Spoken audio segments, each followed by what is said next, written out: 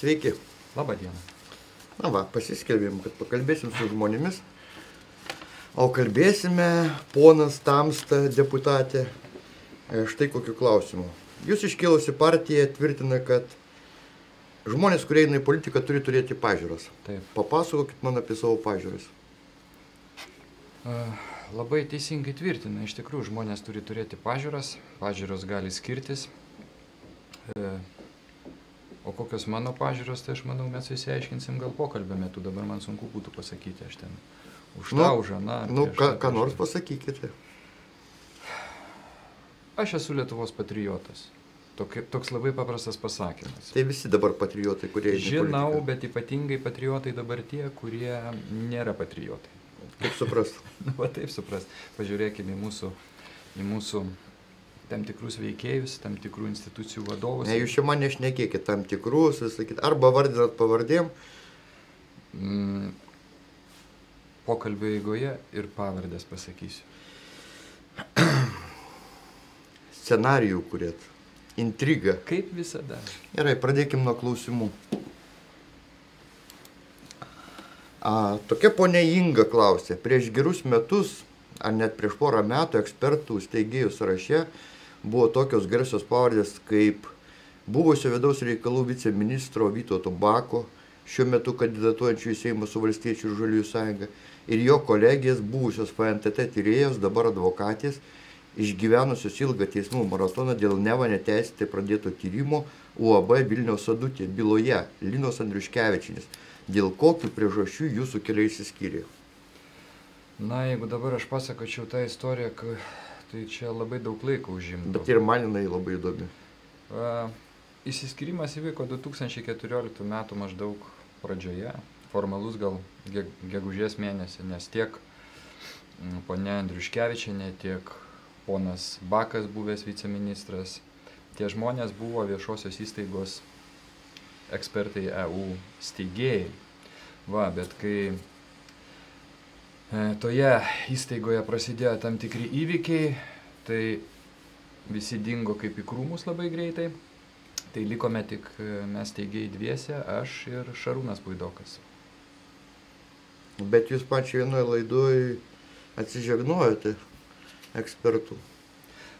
Aš šiuo metu eidamas pareigas formaliai negaliu nieko daryti, nes man reikia dirbti tik tai tą darbą. Tai čia visi Seimo nariai su to susidurėm. Gerai, duos Dievas jūsų neišrinks į Seimą, ką darysite toliau? Ką ir dariau visą gyvenimą. O ką jūs visą gyvenimą darėte? Labai įvairiai, labai įvairiai. Ir aktorium dirbau, ir režisierium dirbau, ir įvairius darbus dirbau, ir ekspertus kūriau. Ir manau, kad jeigu neišrinks Seimo narių, intensyviai prie to prisidėsiu ir toliau.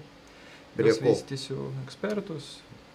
Tai jūs numatot kažkokias transformacijas su jais? Na, šiuolaikinės technologijos leidžia išeiti ir pasiekti dar didesnę erdvę negu ta tokia paprasta skaitomoji forma. Tai labai džiaugiuosi, kad pats irgi atidarei savo kanalą labai konkretų, viešuosius pirkimus ir visus kitus politikus ten kalbini. Tai aš manau, kad kuo daugiau tokių televizijų, mini televizijų, tikrų visuomeninių kanalų atsiras, tuo Lietuvai bus geriau. To žmonės turės didesnį pasirinkimą ir galės patys. Tai jie turi didžiulį pasirinkimą. Žiūrėkit, kiek partijų eina į rinkimus. Taip, partijų eina į rinkimus daug, bet čia jeigu mano nuomonės klausi, tai iš tikrųjų yra labai mažai. Šiaip jau paėmus labai mažai. Tokį pavyzdį pasakysiu. Aš debatuose Lietuvos ryto televizijoje dalyvavau prieš kelias dienas ir ten buvo įvairių partijų atstovų. Socdemų, konservų, liberalų, žaliųjų, Lietuvos sąrašas, Lenkai. Daug. Ir visi kažką kalbėjo, kažką sakė, kažką žadėjo. Aišku, valdantieji daugiausia žadėjo. Ir gale vedėja paklausė, vis tik tai kaip jūs įsivaizduojate Lietuvą po 4 metų, tai yra 20 metais. Tai tiesą sakant, aš net nustėrau.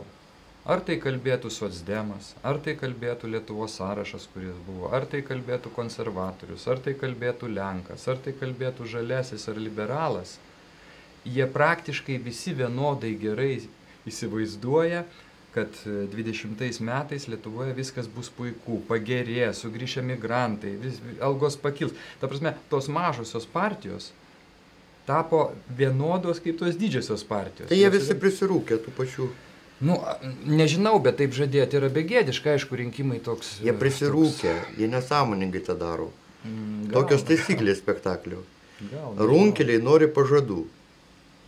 Tai reikia tų pažadų ir duoti. Aš nemanau, kad visa Lietuva yra runkeliai ir ten visa Lietuva nori pažadų. Aš manau, kad didžioji dalis Lietuvos tiesiog beviltiškai nemato jokio šanso, nemato jokio vilties žiburio. Ta byloja visa mūsų statistika, visa jau ta milijardą kart minėta migracija ir taip toliau. Milijonas išvažiavusių.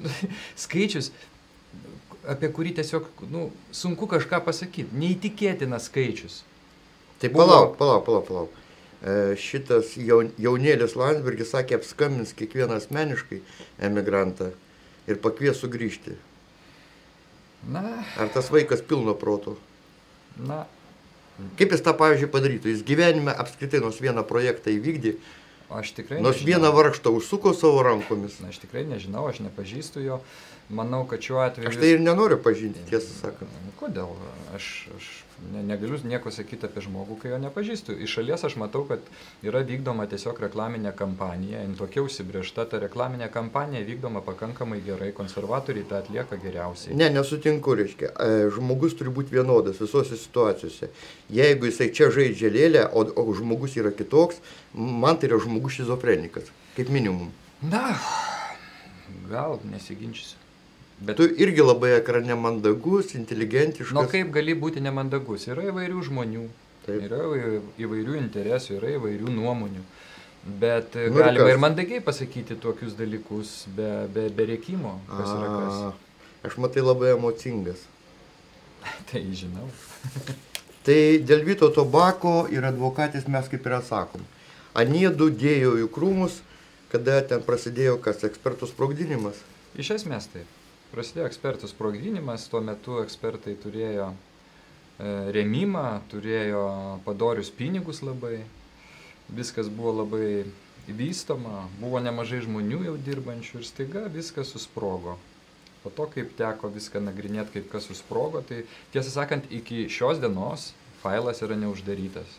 Jisai tik laukia savo laiko ir visi tie, kurie ir šiek tiek pavogė pinigų, šiek tiek tenai pridirbo su dokumentais, visi jie turės tam tikrose vietose atsakyti. Tiesiog dabar visiškai nėra laiko tam ir aš prie to, kai patekau į Seimą, užleidau tos barus, galima pasakyti. Gerai, grįžkim prie pažiūrų, žadėjai apie pažiūras pašnekėti.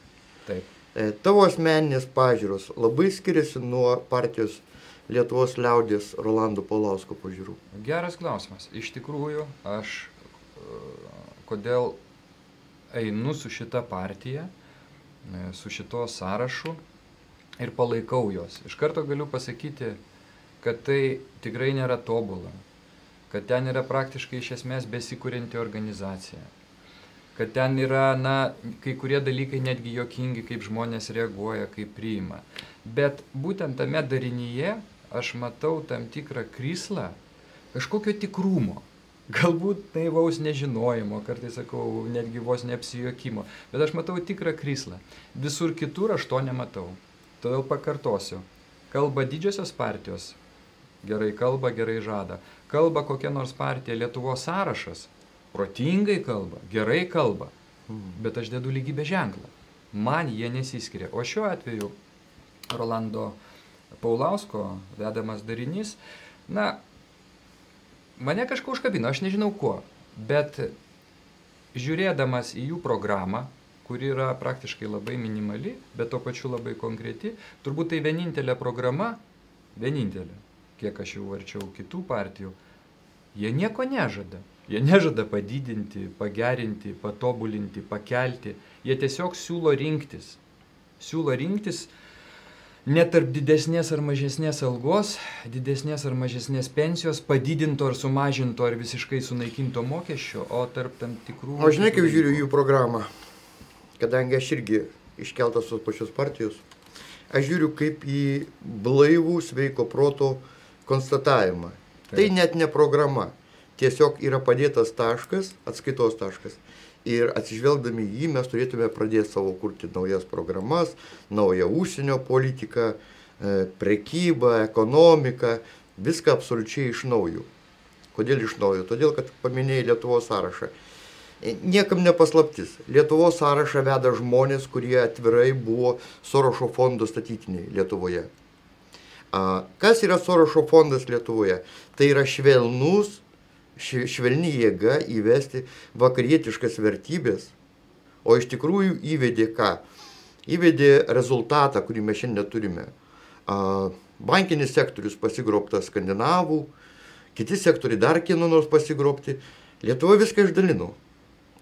Už gražius žodžius, už gražius pažadus, kad mes gyvensime kaip vakaruose. Ir tiesiog buvo manipuliuojama šitais dalykais.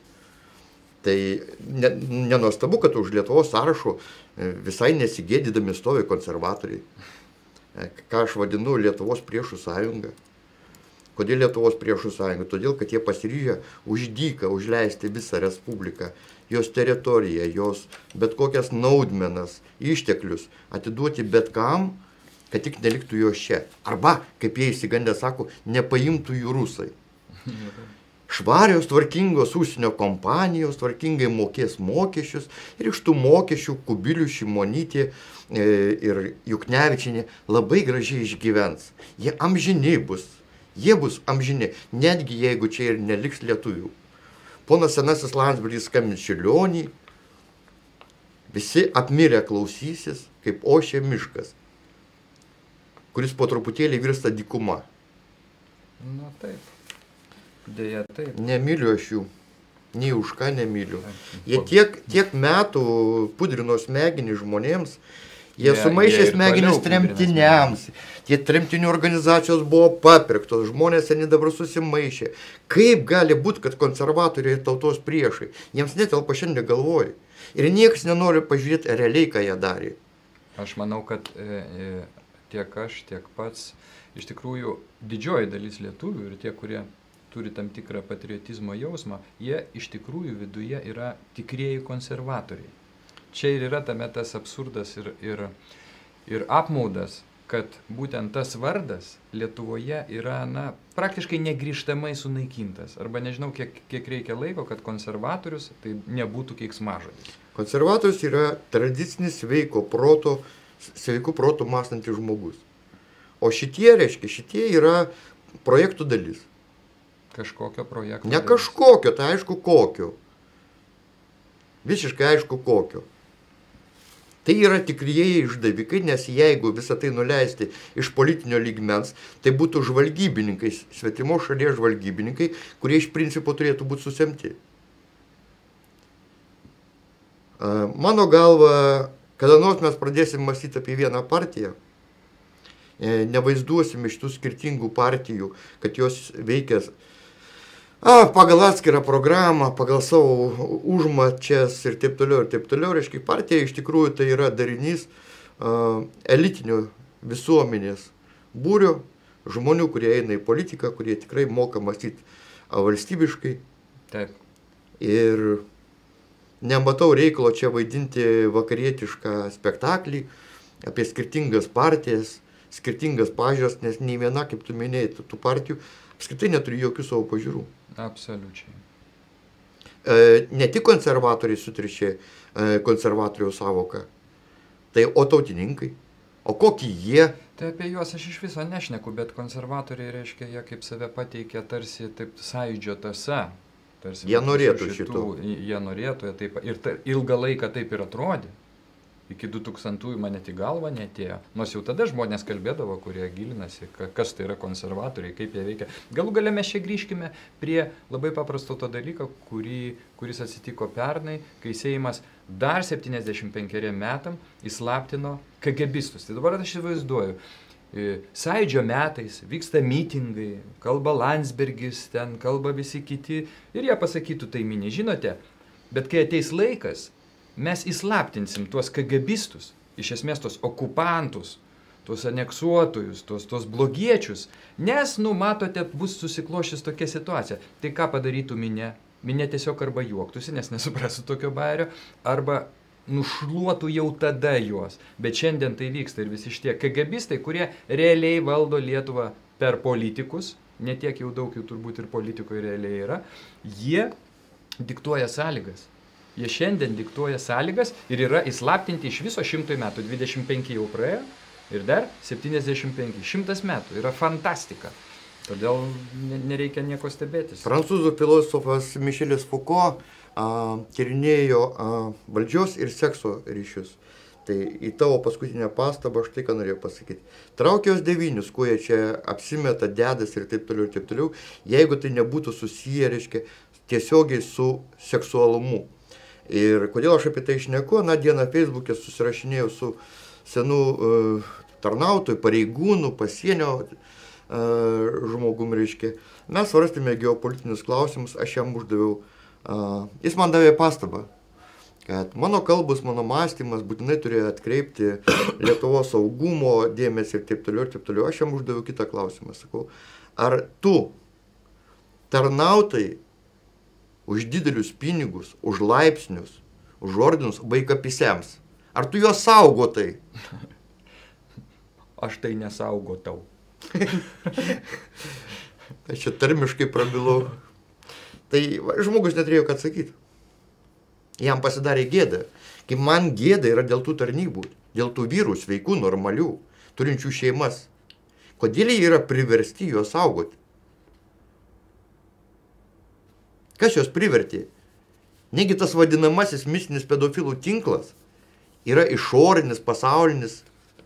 Na, kad pedofilų tinklas nemistinis, tai tas akivaizdu yra. Na, tą parodė Garliavos įvykiai, man atrodo.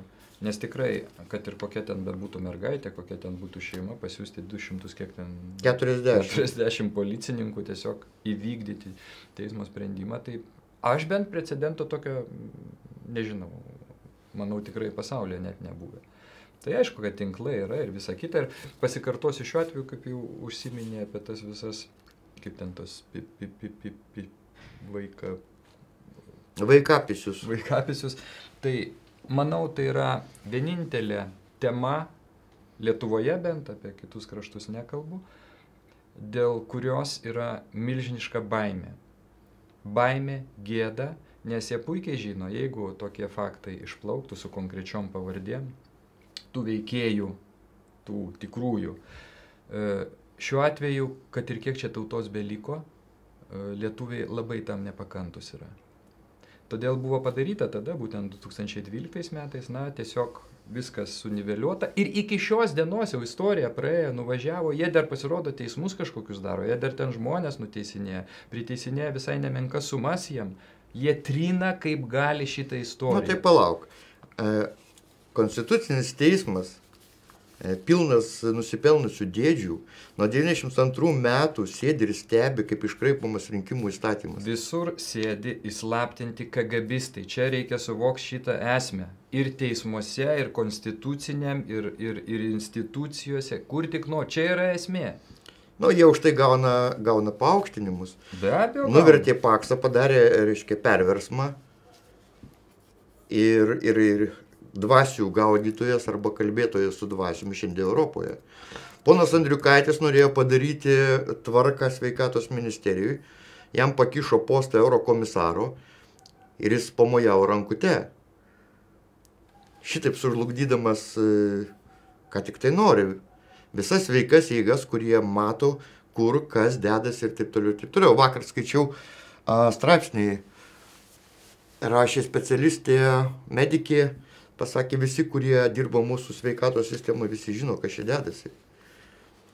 Žmonėms sušiauptos burnos, žmonės išgazdinti, visi mato, kaip grobiama valstybė, kaip dalinamasi pinigais.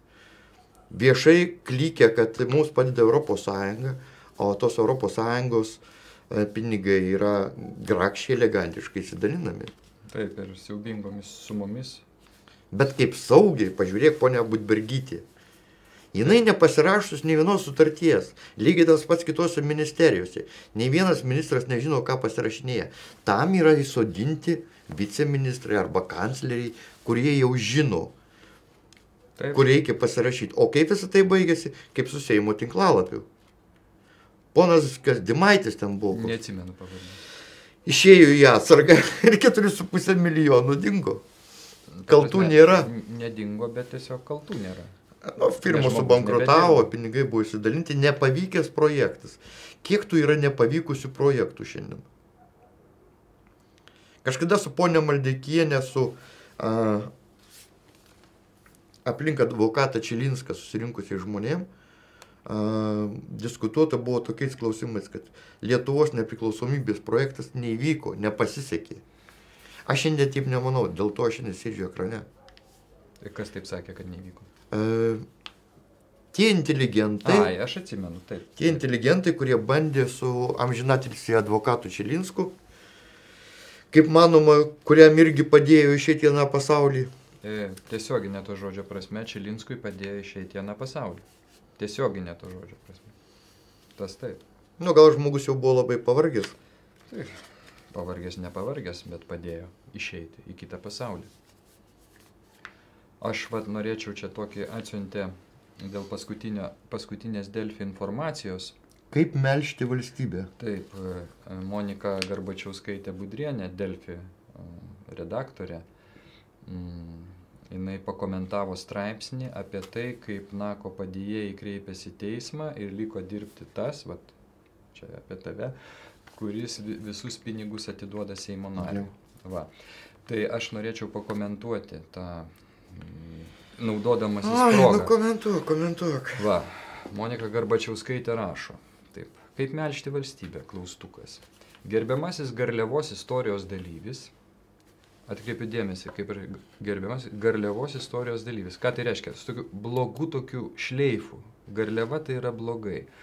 O aš noriu pasakyti, kad visiškai nesigėdinu ir netgi didžiuojuosi, kad tada užteko man ryžto ir proto stebėti tos įvykius iš arti, būti tenai, važiuoti. Tuo metu aš labai didžiavausi profesorium, patriarchu Vytautu Landsbergiu, kuris buvo politikas numeris 1, kuris kalbėdavo kiekvieną dieną per visas televizijas, per visas radijas. Jis labai atvirai gynė mergaitę. Ir tenai Garliavoj buvo susirinkę labai daug garbingų žmonių. Ir režisierių, ir aktorių, ir filosofų, ir rašytojų, ir kokių tik nori.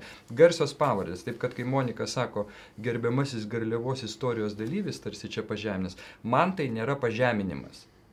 Garliavos istorija tai yra milžiniškas lakmuso popierėlis. Ir ta istorija, primenu, nesibaigia. Skaitau toliau. Kurio įsteigtas portalas Ekspertai.eu minimas VSD ataskaitoje. Čia taip tarsi parodoma, kad portalas minimas VSD ataskaitoje, tai reiškia, tas portalas dirba priešams. Natūralu, koks priešas pas Lietuvą? Be abejo, Rusija. Kito priešo nėra. Tai kadangi toje ataskaitoje buvo paminėtas portalas, ten ir daugiau portalų, buvo paminėtas signataras Zigmas Vaišėla, buvo paminėtas signataras Rolandas Paulauskas ir buvo paminėta mano pavardė, tai aš parašiau laišką, kreipiausi į VSD vadovą, prašydamas paaiškinti, kaip ten yra iš tikrųjų. Tai turiu oficialų atsakymą, labai paprastai atsako, kad jokia negrėsmė Audrius Nakas, jokios grėsmės nekelia, kad žiniasklaida savaip interpretavo tokie kaip Monika Garbačiauskaitė Budrienė ir taip toliau. Lygiai tas pats buvo ir kai Paulauskas su Vaišvila nuėjo pas VSD direktorių. Taip pat pasakė, nieko jūs negrėsmė, nes man, jeigu aš būčiau grėsmė nacionaliniam saugumui, man būtų milžiniška garbė, aš jaučiausi labai sunkias svoris. Toliau skaitau. Čia svarbiausia vieta, ką norėjau paminėti. Kažkada slapta įrašęs čia aš ir pagarsinęs Irenos Degutienės pokalbį ant savo metodų paslydo pats. Ne? Ir dabar grasina mano patarėjai paviešinti pokalbius, kokius jie turi. Tai labai norėčiau pakomentuoti tą, kad paviešinau slapta įrašytą Irenos Degutienės pokalbį. Visų pirma, tas pokalbis vyko ne kažkokiame slaptame uždarame susitikime. Tai vyko Seimo pirmininkės kabinete, tai atėjo į tą pokalbį daug žmonių ir gerbiamas Genzelis, ir ponas Kolys, daug visuomenininkų, Medalinskas ir taip toliau, gal 10 žmonių. Ir aš padėjau savo iPodą tuo metu, geras toks modeliukas, reiškia, 12 metų. Ir tas pokalbis buvo įrašomas. Bet kas įdomiausia, pačioje pokalbio pradžioje pati Irena Degutienė pasakė, visur šitame kabinete yra pasiklausoma, viskas čia yra įrašinėjama. Nu ir po to jin papasako, kaip jos mamos ten klauso ir taip toliau ir panašiai. Ir tas pokalbis įvyko 2012 metų kovo mėnesį. Tame pokalbėje Irena Degutienė iš tikrųjų pasakė daug labai šiurpių dalykų. Ne tai, kad mes tų dalykų nežinojom, bet jie iš tikrųjų šiurpiai nuskambėjo iš vieno iš pirmųjų valstybės asmenų. Pokalbis buvo atviras, viskas buvo tvarkoj. Ta įrašą aš dariau ne tam, kad skelbčiau. Mes visada darydavome įrašus tam, kad jeigu mes kažką cituojam, kad neiškraipyti žodžių, visiškai neskelbimui. Ir štai kas atsitiko. Praėjo beveik pusę metų, konservatoriai vykdė eilinę reklaminę kampaniją taip, kaip dabar vykdo. Ir pamatau Ireną Degutienę draugė su Andriumi Kubiliumi, nuostabiai gražiame videoklipe, kur jinai kalba absoliučiai kitus dalykus. Sako, kaip gerai, kiek mes daug pasiekėm, visiškai valstybė nebeužvaldyta, visą tai, ką šnekėjo, tame susitikime nieko nebuvo. Čia aš pagalvojau negerai. Tuomet padarėm publikaciją ir paskelbėm ekspertuose. Vienintelis leidinys, kuris publikavo taip pat, tai buvo Lietuvos žinios, tekstiniai formai. Daugiau, aišku, savaime suprantama, niekas nepaėmė.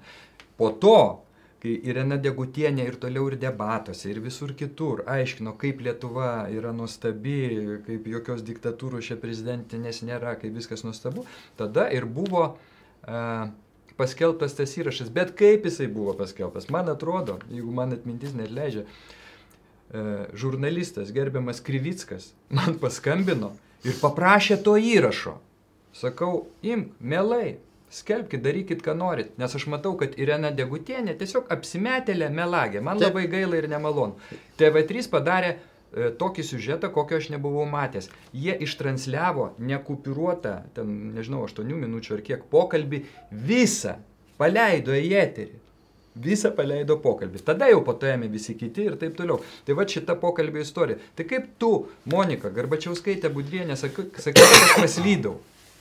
Tu dabar irgi galėtum pasakyti, kad aš paslydau. Monika, Valatko Delfinė tu žurnalistė. Nu kaip tu taip kalbi? Nu, negerai. Monika nepaslydo ant Monikos Levinski.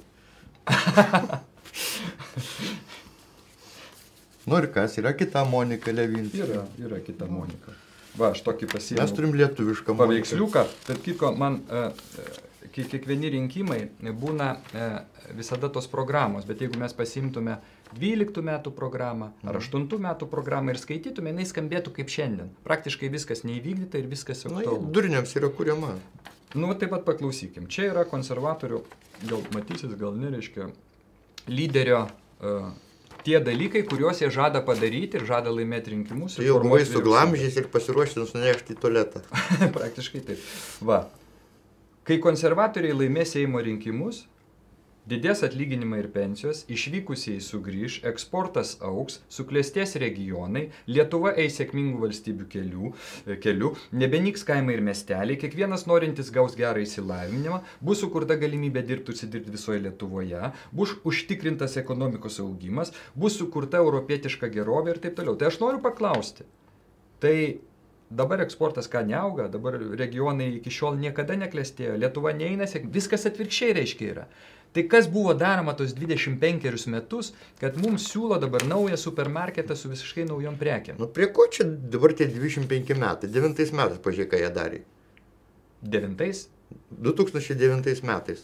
O ką jie darė 2009? Jie paskelbė, kad Lietuvoje krizė. Taip, tai buvo. Ta proga prisiskolino kiek milijardų? 30. Bet aš pacituosiu, tarp kitko priminį, pacituosiu lygiai tą patį. Labai mėgstu cituoti konservatorius, nes jie tikrai gerai rašo. Ir štai vat jie 8 metų. Ne jie rašo, jiems rašo. Jie tik verčia iš lietuvių kalbą. Ką jie rašo? Dabartinė valdžia ilgą laiką dominuojama socialdemokratų, tarp kitko kaip sutampa, dabar irgi dominuoja socialdemokratų, palieka Lietuvai sunkia visuomenės slegiančią neįspręstų problemų bei socialinių negerovų naštą. Kaip antai valdžios atstovų ciniško savanaudiškumo papročius, valdžios įstaigų veiklos neskaidrumą ir suvešėjusią korupciją, nevienodą ir interesų įtakojamą teisingumą, smunkantį ekonomikos prieaugį, didžiulę socialinę... Negadink tu man nuotaikos. Tai bepročiai, žigali. Gerai, baigiam su tais bepročiais.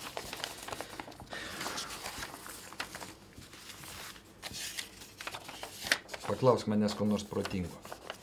Apie pažiūras. Taip. Apie pažiūras. Tai kuris tau punktas vis dėlto labiausiai patinka? Iš būtent Liaudies tos partijos, partijos, su kuria einu, Liaudies partijos. Ten beveik visi punktai, ten 15, man atrodo, yra punktų surašyta. Tarp kitko, 5 punktus liepia įsibraukti vyriausiųjų rinkimų komisija tą apygardą, kažkas neįtiko. Tai ir įsibraukite. Aš klausau, ką liepia, tą padariau iš karto. Įsirašiau ten savo kažką. Jam atrodė, kad ten negerai. Esi pats sukas paklusnus. Liepia ir braukiu, aišku, čia ginčytis. Iš esmės ten daugelis punktų yra, praktiškai neturiu kam prieštarauti. Bet mano galva vienas svarbiausių punktų ir ypatingai aktualus dabar, ir tą reikia suvokti, tai kad kieno įstatymai, tas ir šeimininkas. Aha, tai kieno dabar įstatymai? Kaip žinom, viršenybė yra ne Lietuvos daugeliu klausimų. Kai tik mes prieinam prie kokio nors svarbaus klausimo, mūsų valdininkai, valdžia pirštų rodo į Briuselį, sako, matot, jie tenai taip. Gal ir nelabai gerai, bet mes turime vykdyti. Kas yra melų melas? Šita valdžia, kuri sėdi čia, ir įsivaizduokim, Briuselis atsiunčia kokią nors ne visai gerą įstatymą ar dar kažką, tam ir yra valdžia čia, kad pasakytų, briuseliečiai, mūsų tauta, suprantat, labai gerai galvoja, bet, žinot, pasvarstom dar, mums netinka, o ką daro mūsiškiai? Jie bando atspėti į priekį, ką gali Briuselis sugalvoti.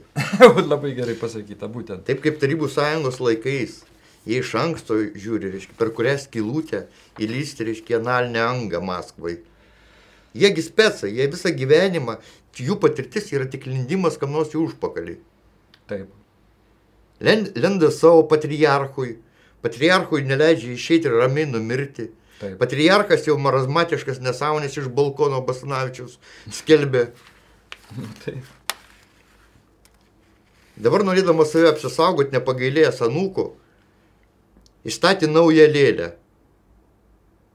Taip, aš manau, kad profesorius Vytautas Landsbergis šiuo atveju išstatęs tą žmogų, čia mano subjektyvi nuomonė, ir mano subjektyvi bet man atrodo, nuomonė, kad yra labai žiaurus poelgis. Aš taip galvoju. Jis rūpinasi jo ateitimu. Jis galvoja, kad šalis visą laiką bus valdoma, nežinau, kieno valdoma. Nežinau, man tai atrodo labai žiauru iš tikrųjų. Žiauru. Bet žiūrėk, gali savo anūką, jie jau buvo pradėję plėstis. Jau Mortos karalystės mokyklos pradėjo Mortos sėtis. karalystės mokyklą nagrinėjo Seimo antikorupcijos komisija, nustatė ten negerovių, bet... Tik negerovių? Jo, pavadinkim tik negerovių. Taip. Čia ne šaukštai už kelis tūkstančius, tai čia skamba Valatkodelfinė žiniasklaida kiekvieną dieną, bet apie karalienės Mortos mokyklą, jeigu mes paieškotume publikacijų, labai kukliai rastume Valatkodelfinė žiniasklaida. Labai kukliai, nors ten iš tikrųjų... Ne tas klausimas, gilesni. Jo, ne tas klausimas, apie kurį reikia kalbėti. Būtent. Tai palauk. Nepabėg nuo tos antikorupcinės, reiškia, jūsų tyrimo. Tai, o kodėl tas tyrimas toliau negavo eigos? O leisk paklausti, o kokie tyrimai, nors kiek rimtesni, gauna eigą? Ar Snoro tyrimas gavo eigą? Ar SGD terminalo tyrimas gavo eigą? Kažkaip viskas paskęsta. Kuo tau blogas SGD terminalas? Man jisai neblogas ir galiu paaiškinti, kodėl. Kai čia debatuose kažkur teko būti dabar prieš kelias dienas ir buvo klausimas, ar jūs už ar prieš SGD terminalą? Taip arba ne? Kas taip, kas ne? Aš nekėliau rankos prieš. Todėl, kad iš esmės tai turbūt labai geras dalykas. Bet čia yra tas pats, jeigu žmogui reikia lengvo automobilio, bet jam šalia namų atvaro ir pastato didžiulį traktorių arba kombainą. Čia yra lygiai tas pats. Čia yra kvailinimas ir durinimas. Čia lygiai tas pats buvo su Vilnius Europos kultūros sostinė. Gi nieks nesako, kad šventė. Prie ko čia? Mes ne apie šventę ir kultūrą kalbam. Mes kalbam apie pasisavintus milžiniškus pinigus iš tų pačių kultūrininkų. Tai nepainiokim tų dalykų, taip kad SGD terminalas gali būti puikus, bet tiek, kiek mes užmokėtum, kiek tas tavo kompiuteris kainuotų, sakykim, 1000 litų, ne? O tu užmokėtum 10 000, aš pasakyčiau, Neliesk mano kompiuterio. Nelies mano kompiuterių. Apie SGD terminalą ir kada mes su tavim pradėjom jį tyrinėti, nes ponas Skardžius yra įsigandęs, išgazdintas. Jis padarė viską, padarė gerą tyrimą. O kodėl manai, kad išgazdintas? Nu, manau, kad konservai pasišnekėjo su socdemais. Tai pasišnekėjo, nu tai jeigu pasišnekėjo su socdemais, yra kažkoks sutarimas, viskas, o ką gali Skardžius padaryti tokiu atveju? Tada aš tau priminsiu konservų 8 metų programą, kur jie suokė, kad reikalingas Lietuvai nepriklausomas prokuroras. Taip. Tai vieno šito pažado įvykdymo būtų pakakę, kad šiandien mes gyventume kitaip. Tai ar jie jį išpildė? Ne, Ar jis atsirado? Ar apie tai jie kalbėjo? Jeigu atsirastų tokia institucija kaip nepriklausomas prokuroras, tai būtų peilis sistemai. Jisai negali iš principo atsirasti. Niekaip, jokioj formai. Jokioj formai. Ir jisai neatsiras tol, kol kažkas neįvyks Lietuvoje daugiau. Nu, kas čia turi įvykti, jeigu prezidentė įmetusi savo balsą palinkėjo naujai išrinktiems Seimūnams mažiau vogti. Tai prasme, jis žino, kad dabar vagia didelis kiekis. Nu, jis mano, kad reikia truputį mažiau vogti. Mesgi jai siuntėm su tavim vieną paraišką. Taip. Ištyrinėję Vilytės veiklą, ištyrinėję kaip STT veikia, taip pat įspėjome prezidentūrą. Tu gavai atsakymą? Na, aš ne. Ar dar terminai nesuėjo? Gal rytoj? Nesuėjęs terminai rytoj. Visiems 4 ponams patarėjams prezidentės buvo nusiusta. Aš manau, kad čia kaip kokiam 17 ar 18 amžiui. Patarėjai nepranešė prezidentai. Galbūt? Gali tai būti? Manau, kad gali. Jeigu patarėjai prisidirbė ir ten kažkas rimto, nepranešė prezidentai. Vargšai mūsų prezidentai, vargšai mūsų ministrai. Jiems nepraneša laiku apie svarbius įvykius. Jie pakišinėja prezidentę. Dabar egzistuojantys patarėjai tiesiog pakišinėja prezidentę. Ne Dalią Grybauskaitę, o prezidentę Lietuvos. Ten pavardė gali būti kita.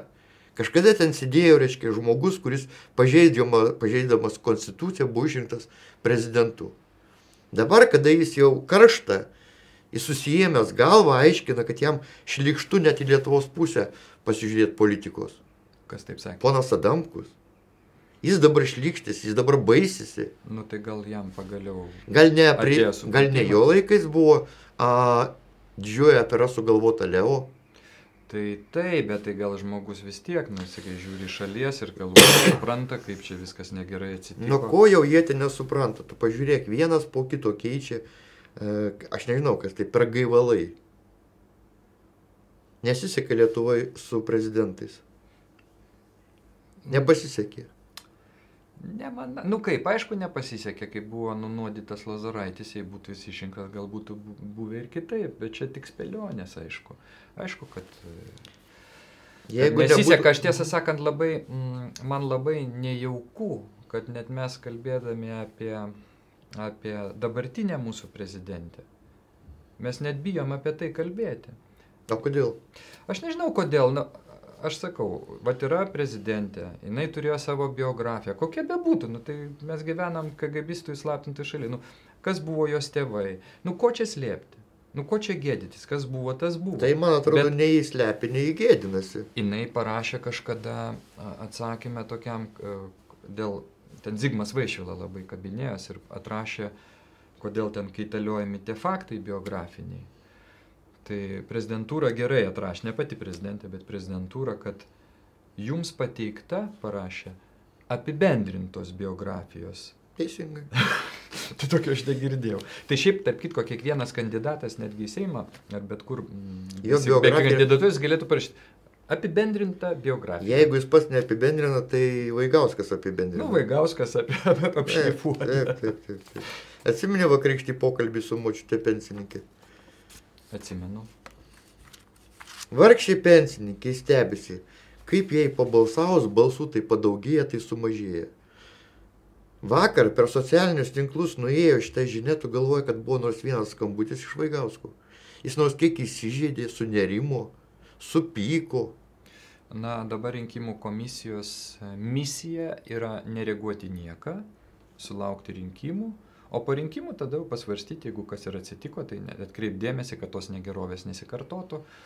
siekti tobulumo, gerinti rinkimų komisijos darbą, galbūt reikia daugiau investicijų, kad darbas Mes būtų... tokioje gilioje sovdepijoje gyvename. Visas elgesys, motyvai, pasiteisinimai yra kaip Brežnevo laikais. Visa ta leksika, patobulinti, pagerinti. Taip, bet dabar grįžkim, žiūrėk, konkretinkim. Kas blogai? Kas blogai? Žino daugelis, sako, bėdos įvairių lygių, įvairių temų. Viską mes tai žinom. Bet net ir šiuose rinkimuose, ir žiūrint didelės mažas partijas, praktiškai niekas nekalba. O kągi vis tik tai reikėtų padaryti? Vat 1, 2, 3 dalykus, 5, ką reikėtų padaryti? Pavyzdžiui, antikorupcinė Puteikio koalicija sako, mes suduosim 5 ar 10 smūgių. Pasako, mes kovosim su korupcija, mes jam taip užvošim tai korupcijai, mes juos nekenčiam ir sudorosim. Nu, geras nusiteikimas. Bet kažkokios konkretikos sunku rasti. Tai vat, pakalbėkime apie tai, o ką reikėtų daryti, kokie keli žingsniai, va taip imtų ir pakeistų Lietuvą ir netgi, sakyčiau, politinę visą sistemą. Atsirastų nauji vedai. Tai ko reikėtų? Tai tik nepasuk, kad tu žinai. Aš turiu savo nuomonę. Dabar tu taip lengvai ją išsakysi eteryje. O ką, aš negaliu? Kas nors pasivoks. Gal nueik pirmiausia į Seimą. Kad pasivoktų ir įgyvendintų. Čia kaip konservatoriai su tuo visuomeniniu prokuroru, jų programai ten buvo turbūt jau 8 metais, bet vat vis dar dabar jau net nebėra. jau nereikia. Nu gerai, tai nuo ko pradedam? Kalbant apie ūkį, čia iš už šono dar pradėsiu. Atsirado mat ekonomistas. Iš tikrųjų... Ponas Nakas apie ūkį prašneko. Jo, man tai labai įdomu, nes aš tą patį sakiau Budbergytei, gerbiamai finansų ministrai, kai mes buvom Lietuvos rytų debatuose, ir jai pasakiau. Jinai tą patį minėjo, kad Lietuva, tai yra tiek žmonės, kurie atsakingi už Lietuvos valdymą ir visą turtą ir taip toliau, nežino iki šiol, kiek Lietuva turi turto.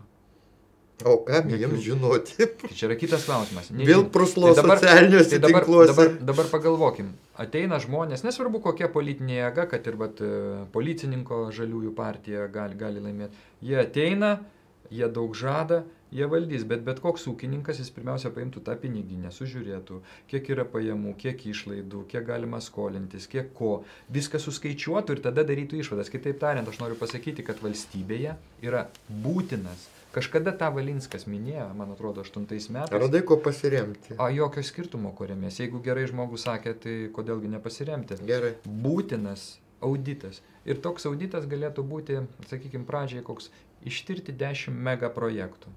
Taip rimtai, pasėdėti ir ištirti, perkratyti. Nu tai gerai, dabar jeigu imsis SGD terminalo, paaiškės, kad, sakysim, ten koks nors amžinatilsi, kaip jisai oligarchas miręs. Lubys, reiškia, baudėsi tą terminalą pastatyti už 500 milijonų litų. Mūsų konservatyvieji energetikai, nes konservatoriai kuruoja energetinius projektus. Jį pasistatė už kiek? Už 561 milijardą. Taip, už tokią sumą. Kokį milijardą? Ne milijardą, 10 milijardų jie išmokės. Milijoną eurų. Taip. Koks skirtumas? O dabar kiekvieną dieną tauta moka po kiek? Po 155 tūkstančius. Kažkur 500 milijono litų tenai. Niekas dėl to neburnoja. Nu ir ką čia paburnosi, už tai mes esame energetiškai nepriklausomi. Ir atsiskaitoma į offshore, kaip sakė. Ir į offshore atsiskaitom, nes tai yra saugiau. Energetikos ministras mano, kad tai nieko blogo nėra. Offshore yra gerai. Aš pasižiūrėjau į Klaipėdos HOEK, reiškia, UABą, jų apyvartas, visą kitą, bet niekaip negaliu gauti akcininkų sudėties. Ir negausi. Nes jie atsiskaito per Singapūrą, kiek nori, taip ir atsiskaito. Taip? Taip. Ir tai yra valstybės paslaptis. Taip. Prancūzai pastato karinius laivus, pasako visam pasauliu kainą, kurios jie nori, kad ruskiai sumokėtų, taip. O mes SGD terminalo kainą laikome baisiausia paslaptim. Ne mes, o jie laiko paslapti. Tie, kurie kvailina žmonės. Taip, durniai neprisikas iki šitų kainų. Taip. Tai čia paim bet kurį failą. Tai gerai, Snoras. Vienas projektas, reiškia Snoras, jis gerai padarytas. Nežinau, man atrodo, tai buvo nusikaltimas uždaryti banką. 163 tūkstančiai nukentėjusių žmonių, čia tik indėlininkų. Kalbėjausi vienų rinkiminių debatų metu su ponu Jakeliūnu, jis labai nustebo. Ir aš nustebau, kad ekonomistas šito nežino. Sakau, gerai, indėlininkai vienaip ar kitaip atgaus per tos pinigėlius, kurie buvo apdrausti. Beje, dar liko 168 tūkstančiai neatgavusių. Šiandien tik gavau duomenis. Vienas dalykas. Antras dalykas. Jakeliūnas nežinojo kito daikto, kad įmonės, kurios turėjo apyvartinės lėšas, joms tos lėšos dingo. Pradėjo žiūrėti valdiškos įmonės. Būtent valdiškos ir nevaldiškos. Valdiškos ir nevaldiškos. Ir man pasidarė labai įdomu, kada pamačiau tą sąrašą valdiškų įmonių, kodėl jos, taip lengvai susitaikys tuo. Josgi nieko nesikreips, iš nieko neieškos. Jau tuo labiau privačios įmonės. Privačios, aš kiek girdėjau, kai kas ieškojo, bet po to rankas nuleido. Tai turim 3 projektus. Snorą, SGD terminalą, Garliavos įvykius, dar biškį atsukim atgal. Mažeikių nafta ir generalinio direktoriaus Kiesiaus nupjauta galva. Matai sąsajas? Taip. Taip, ten, kriminalistai, žodžiu, nužudė tą žmogų, jie dabar sėdė. Bražuolės susprogdinimas, Lietuvos kūro už vieną. Palauk, primink žmonėms, kas buvo tas Bražuolės upelis. Susprogdino. Kas? Tarp kitko, dėl Bražuolės buvo parlamentinė komisija sudaryta. Irgi komisija buvo sudaryta. Ir nustatė, kad konservatoriai ten, vėlgi konservatoriai ten įkišė. Taip nustatė komisija. Teroristinė organizacija, atvirai veikianti Lietuvoje. Taip.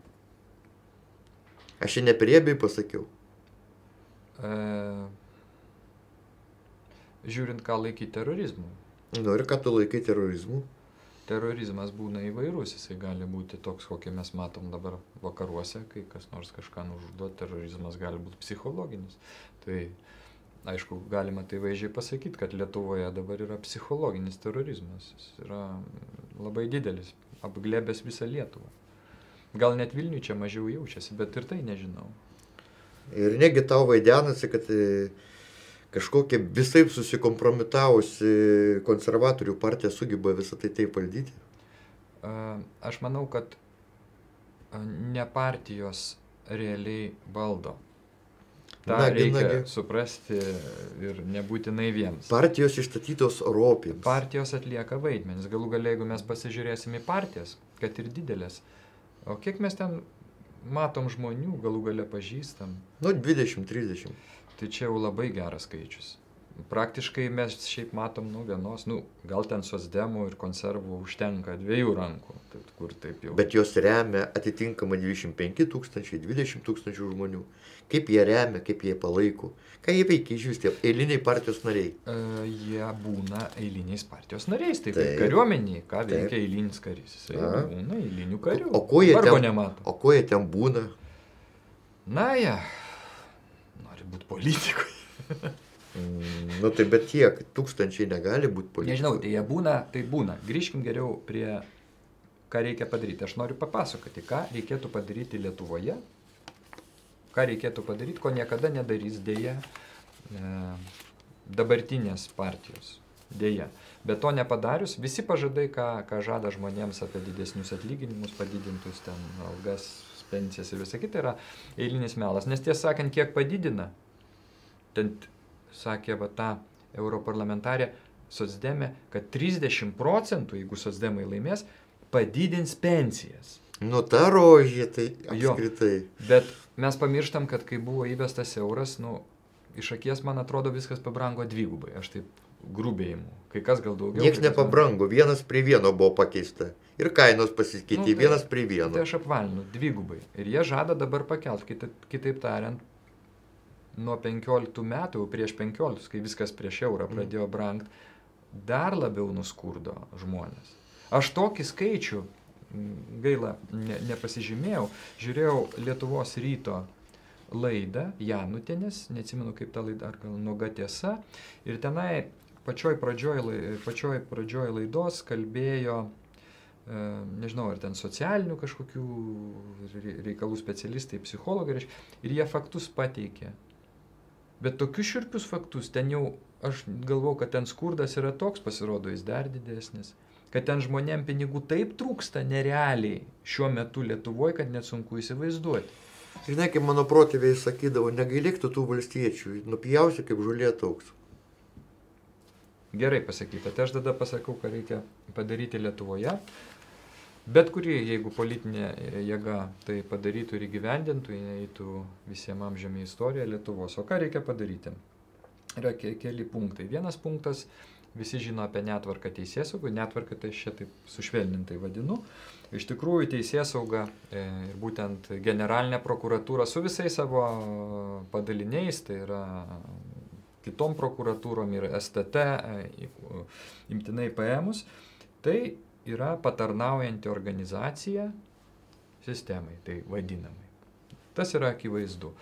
Jeigu prokurorai su kokia nors byla nesusitvarko, tada jau viskas nukeliauja į teismą ir teismas sutvarko reikalą.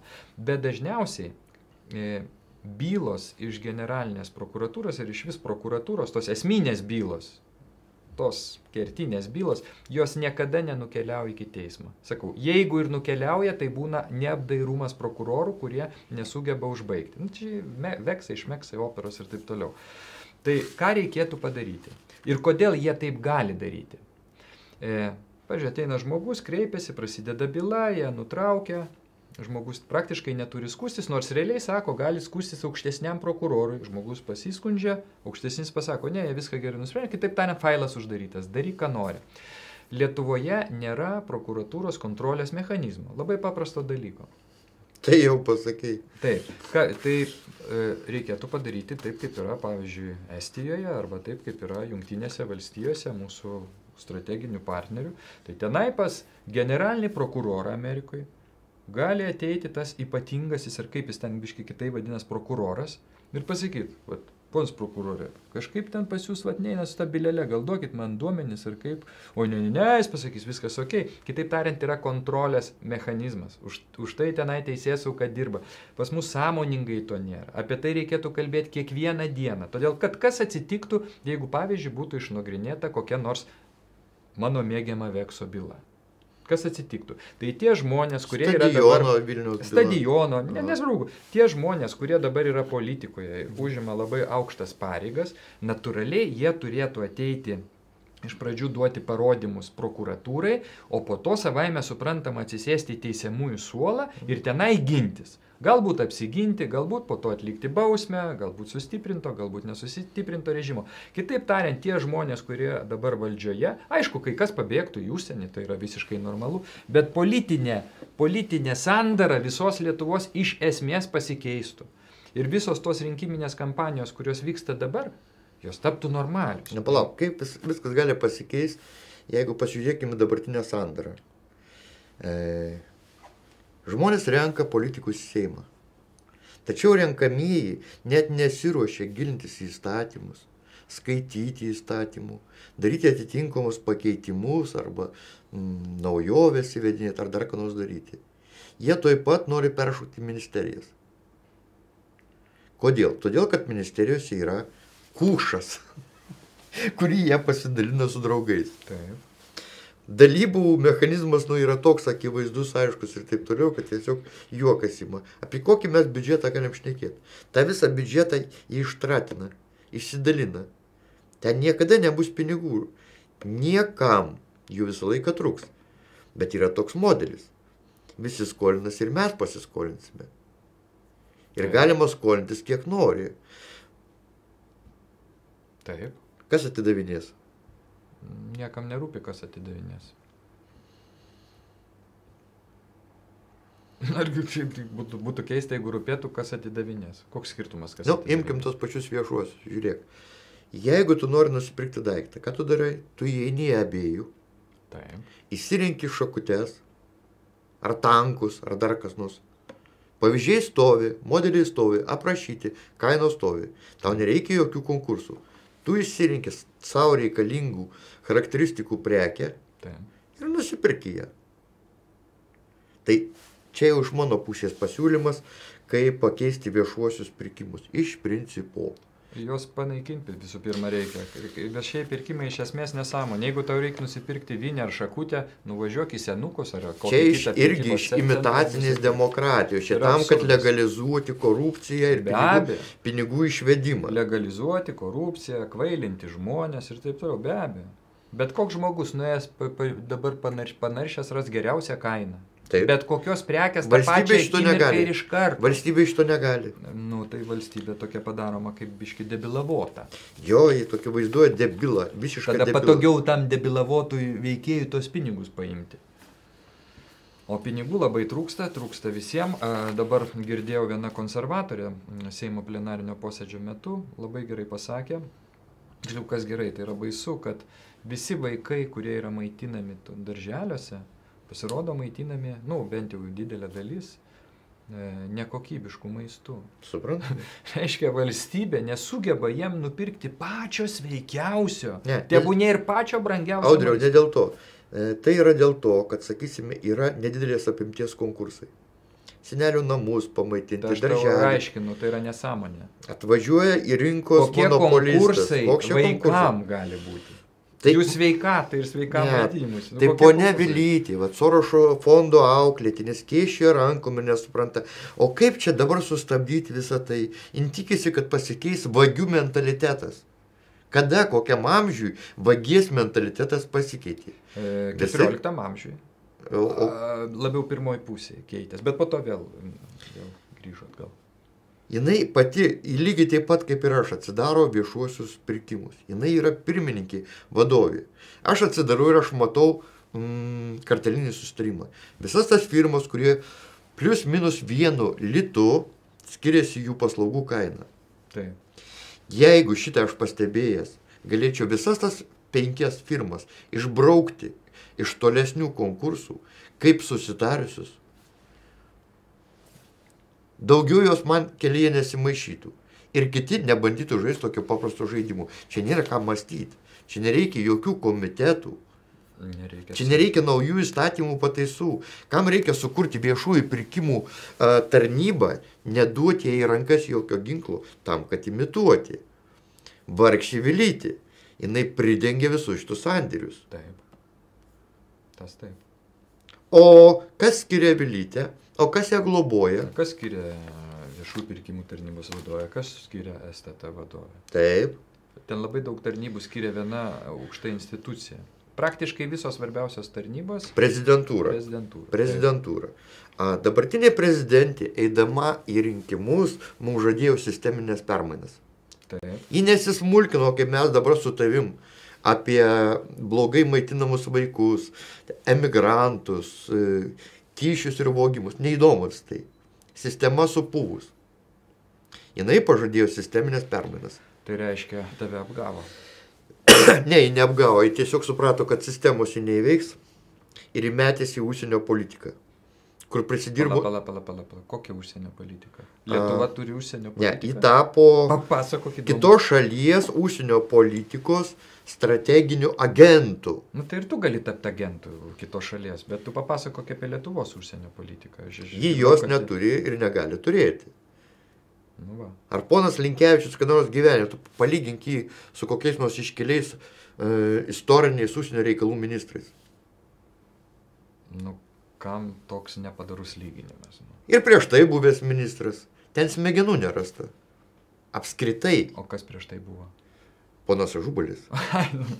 Nereikia keiktis. Normalų žmonės, inteligentiški žmonės, bet nerasta smegenų. O jeigu rasta smegenų, ten nerasta valios. Taip. Visa sistema funkcionuoja. O koks savo siūlymas būtų, kaip iš tos padėties išeiti? Vat kaip blogai tai sakau, mes visi labai mokam pakalbėti. O ką reikėtų daryti? Reiktų pamąstyti sampratą šiuolaikinių turinių sąvokos nacionalsocializmas. Ir ką? Tai yra tokia filosofija, kuri rūpinasi pirmiausia savo tautą. Nu, tai turbūt ne tik ši filosofija rūpinasi savo tautą. Ne, šitai ypatingai. Kadangi aš pradėjau apie pažiūras, tai vat mano pažiūros yra tokios. Nes kiekvienas mano reagavimas, kaip ir šeimoj, į bet ką, bet kokį išorės signalą, aš jį šifruoju labai paprastai. Mano šeima tai naudinga ar nenaudinga. Jį padeda mano šeimą išgyventi ar nepadeda. Tai šitoj vietoje aš mąstau kaip nacionalsocialistas. Tai lygiai taip pat aš mąstau ir valstybės atžvilgiu. Jeigu po sankcijų Rusijai mes patiriame, sakysime, pieno pramonėje 240 milijonų nuostolį, o Briuselis mums numeta pasigailėtinus 13 milijonų, tai viskas čia yra aišku. Man nesvarbu tolesni ten pažadai, kad mes būsim išgelbėti karinės sąjungos dėka. Nes jeigu kalbėsime apie karinę sąjungą, tai prašau, tada mano reikalavimas kaip Izraelio. Duokit mums 100 atominių galvučių ir aš nuo Ruskio esu apsisaugojęs. Labai teisingai. A kodėl mums netapt atominę valstybę? Aš apie tai galvoju. Ir Lenkai mums ne per daug dideli draugai, ir Švedai mūsų niekada nebuvo draugai. Atominė valstybė, aš net buvau paruošęs įstatymo projektą, bet po to jo neteikiau, nes vis tiek nei vienas nepraeina, ką ten bandžiau prakišti, tai pakeisti konstitucijos straipsnį, kuriame sakoma, kad Lietuvos teritorijoje negali būti svetimų karinių bazių ir negali būti masinio naikinimo ginklų. Tai konstituciją Lietuvos reiktų pakeisti, kad gali būti svetimų šalių karinės bazės ir gali būti masinio naikinimo ginklai. Tada beliktų tik tai jau tos ginklus. Tai tu nori pasakyti, kad Seimo nariai neapsižiūrėjo ir nepakeitė šito straipsnio? Ne, šito straipsnio nepakeitė ir tarp kitko dėl NATO bazių, tai čia manipuliuojama. Jos kitaip įvardinamas, kad čia ne visai taip. Nors, pavyzdžiui, liberalai, mesgi kartu žiūrėjom jų programą, jie atvirai sako, kad čia turi būti NATO bazės ir ten... Tai viskas okei, jokių problemų. Gerai, pritariu. Pakeiskit konstituciją. Sutvarkykit popierius. Bet čia mes prieinam prie būtent esminio mano galva klausimo. Bent aš šitaip suprantu, galite mane nuginčyti. Konstitucija yra pagrindinis įstatymas. Taip. Jeigu nesilaikoma konstitucijos nuostatų, tai tolesni įstatymai savaime suprantama dar labiau byra. Tai va tas 55 straipsnis, tas garsusis straipsnis, apie kurį dabar po truputį vis labiau įmama kalbėti, nors kai kas jau pakankamai seniai apie tai kalba, bet tų žmonių negirdi niekas. Rinkimai į Seimą, net ir tie, kurie bus šį sekmadienį, yra neteisėti, nes Konstitucijos 55 straipsnis sako, Seimą sudaro tautos atstovai 141 Seimo narys, kurie renkami 4 metams remiantis visuotinė lygia tiesioginė rinkimų teisė. Visuotinė, lygia ir tiesioginė. Tai visada duodu tą patį pavyzdį. Jeigu aš esu pats išsikėlęs ir einu vienmandatei, už mane balsuoja, jeigu balsuoja daug išrenka, balsuoja nedaug neišrenka, aš antro šanso neturiu. Jeigu tu eini vienmandatei partijos sąraše, tu vienmandatei gali nepraeiti, bet tu turi antrą šansą, tu pateksi pagal sąrašą. Jau mūsų sąlygos yra nelygios. Reiškia, tai yra labai elementarus konstitucijos pažeidimas, apie kurį žino visi nuo labai seniai. Apie tai kalba ir rašo dabartinis teisingumo ministras Juozas Bernatonis. Bet kažkodėl niekas nedrįsta imti ir sutvarkyti tą rinkimų įstatymą. Visiškai nesvarbu kokia sistema. Sistemų gali būti 100 variantų rinkimų sistemų. Gali būti vien tik vienmandatininkai patys įsikėlę, gali būti tik vien sąrašiniai, bet esmė, kad žmogaus kandidatuojančio ir kito žmogaus kandidatuojančio sąlygos būtų vienodas.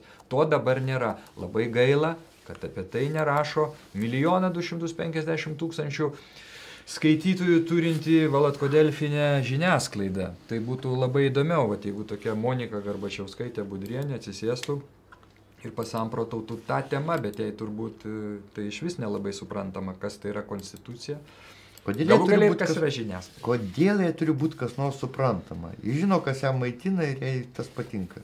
Na, turbūt. Dabar turiu klausimą tokį. Kai prasidėjo pabėgėlių visas tas vajus, čia pernai, konservatorių lyderis sakė, kad priims 75 pabėgėlius. Prieš tai socialdemokratų lyderis buvo sakęs, kad daugiau 35 pabėgėlių priimti negalima. Bet konservatorius, kaip sakoma, padvigina, sakė 75, ką ten nusišneka. Mes 75 galim priimti, socdemai nusišneka. Dabar, kiek žinom, ten turim priimti 1000 kažkur pagal tas kvotas. Bet konservatorius, kaip sakoma, pagal tas kvotas. Kiek turim priimti? Dabar 1000 kažkiek mes privalom priimti, ar neprivalom? Tai jei kas važiuotų, tai privalom. Nu tai va, tai aš tavęs noriu paklausti, ar normalu, kad aukšto rango politikas, partijos vadovas taip neatsakingai kalba, kuris sakė, kad mes galim priimti tik 75 pabėgėlius ir nedaugiau, kai realiai dabar priimsim 1000. Nu, bent jau priklauso, jie bėga iš čia, bet... Žiūrėk, kaip žmonės reaguoja. Mums reikia tokio apsivalymo kaip Turkijoje. Ar kas nors iškels apkaltą prezidentui už visas tas Snoro dujų terminalo ir kitas milijardinės aferas? Aš galėčiau atsakyti tai. Apkalta labai gerai, bet iš tikrųjų, kai susiklostys Lietuvoje situacijoje, jinai pradės klostytis į gerą, aš taip spėju, nes esu optimistas. Po 20 metų, iki 20 metų mes dar labai stipriai krysim į dugną. Čia kodėl krysim, jeigu mums tiek pinigų plaukia? Tai tie pinigai gal ir kenkia. Tai mes krysim į dugną. Nuo 20 metų mes tikrai pasieksim dugną ir galbūt pradėsim kilti. Galbūt, neaišku, kaip susiklostys geopolitiniai dalykai. Bet nereikia siekti keršto, aš manau. Apkaltos apkaltom, bet iš tikrųjų visiems tiem, kurie yra prisidirbę, jei būtų mano valia, aš jam paskelbčiau amnestiją. Tiesiog eikite, dirbkite, prisipažinkite. Visi ir tie KGBistai prisipažinkite. Tai jie prisipažinę, kiek dar gali kartu prisipažinti? Tai jie tarpusavį tik prisipažinę, žmonės tai nežino. Kiekgi tų įslaptintų KGBistų yra vyriausybėje, kiek Seime, kiek prezidentūroje, kiek yra svarbių objektų valdytojų. Iš vis kiek yra tų įslaptintų KGBistų visur. Na gerai, senoji karta yra senoji karta su savo klaidom, tarnybom ir visą kitą. Betgi visi tikėjosi, kad ateis kažkokia nauja karta. Štai atėjo tapinoidų karta. Girdėjai tokį terminą? Aš tai tokius žmonės vadinu labiau, tokia yra Liuks televizija, Kurlianskio tinklo, kur dabar labai konservatorius tas tinklas reklamuoja. Tai aš juos liuksiniais vadinu. Tokie, tokiais. Deja. Tai kur mūsų tikrasis jaunimas? Aš nežinau, kur jaunimas. Jaunimas išvažiavo gal. Daug išvažiavo jaunimo turbūt. Ir daug jaunimo tikrai nesieja, kas yra labai blogai savo gyvenimo su Lietuva. Mes skaičių nežinom, mes realiai net skaičių nežinom, kiek išvažiavo. Dabar yra apie 1 milijoną, tai čia labai kiek tas apie? Manau, kad statistika yra specialiai falsifikuojama. Tu taip manai, aišku, įrodymą.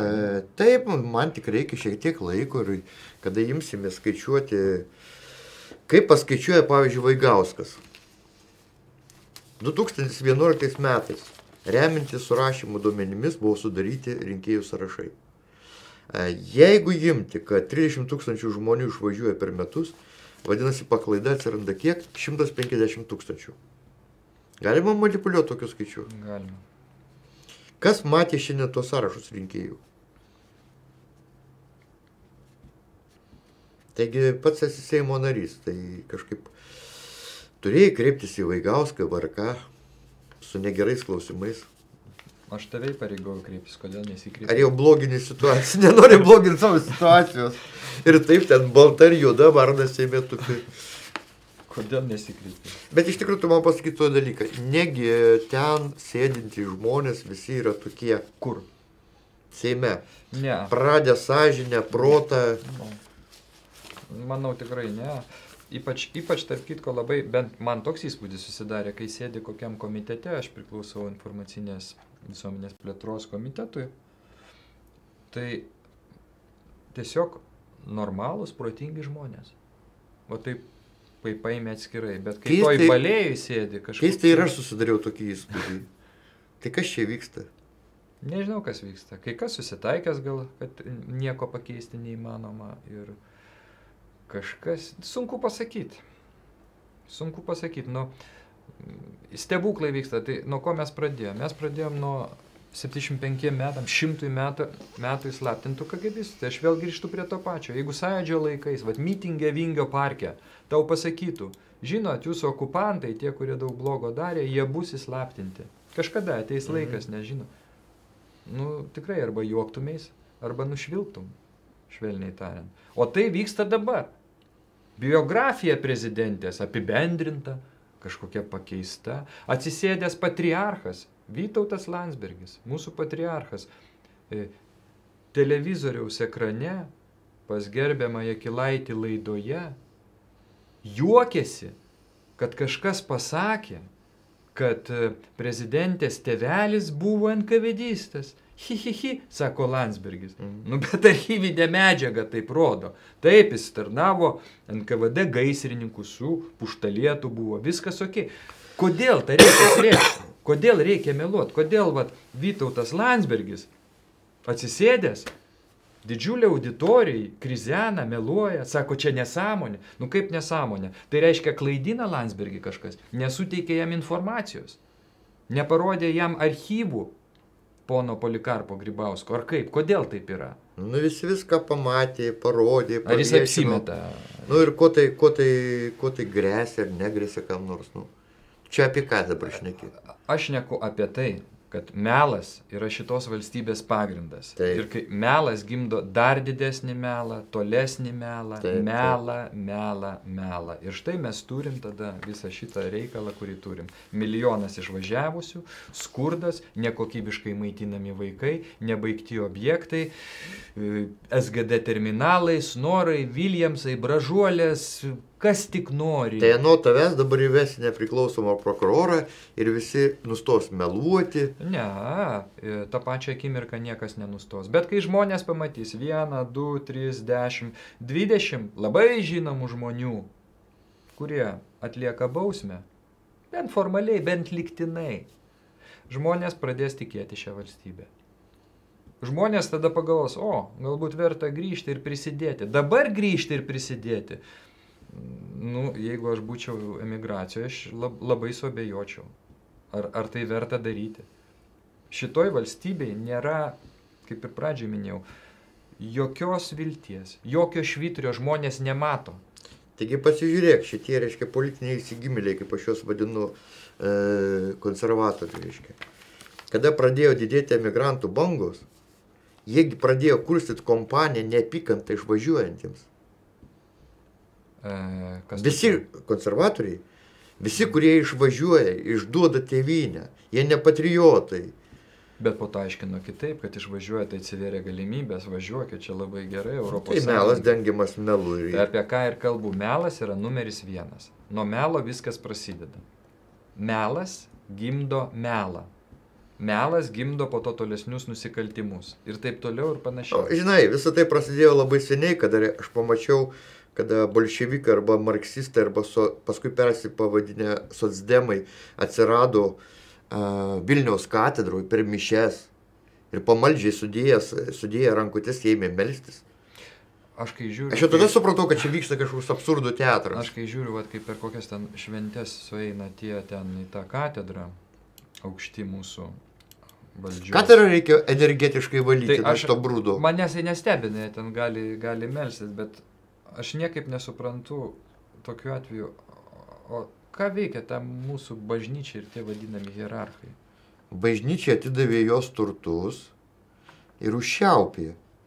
Bažnyčia buvo tikra, kada jos persekiojo dėja, kada jie aukojos ir važiavo į lagerius. O dabar visi nori gerai gyventi, ramiai gyventi.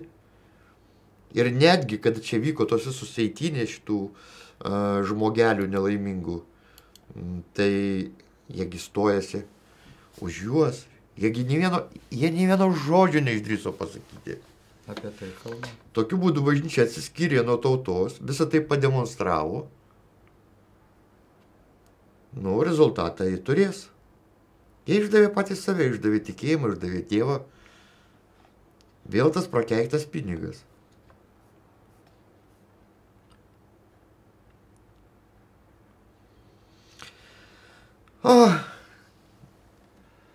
Nu ką, papliurpėm, reikia dirbti. Reikia vieno palinkėjimo. Na, vėl. Čia durniai, debilai, šliundros ir kiaunės. Neikit balsuoti. Sekmadienį sėdėkit namuose. Niekur neikit. Nes jūs durniai, debilai, kiaunės ir šliundros. Tokiems iš viso reikia uždrausti balsuoti. Gal Dalia ir Andrius, tas, kuris Tapinas, uždraus kada nors. Nes jie protingi, o jūs durniai. Gera pabaiga. O čia kieno reklama? Čia rašo rašinys.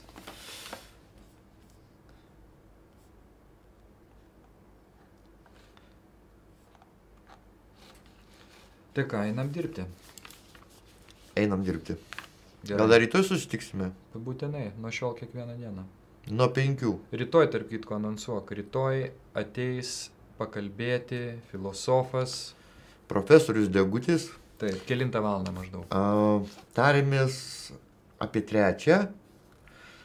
Bus kalba apie liberalizmą Labai gerai. kaip mirtiną ligą. Labai gerai. Visi ponai liberalai, kokiuose ten formatus jie nedalyvauja, jie rinkėjams nepaaiškina, kas yra liberalizmas. Profesorius pasistengs paaiškinti visiems Gedvilams, Steponavičiams ir jų pasekėjams.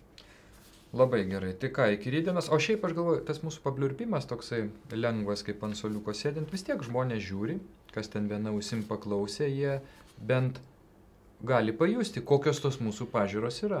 Aš tau galėjau atsakyti kaip tikras nacionalsocialistas. Nesvarbu, kiek mūsų žiūri. Ir ar žiūri apskritai. Aš dirbu ateičiai. Gerai. Iki. Iki.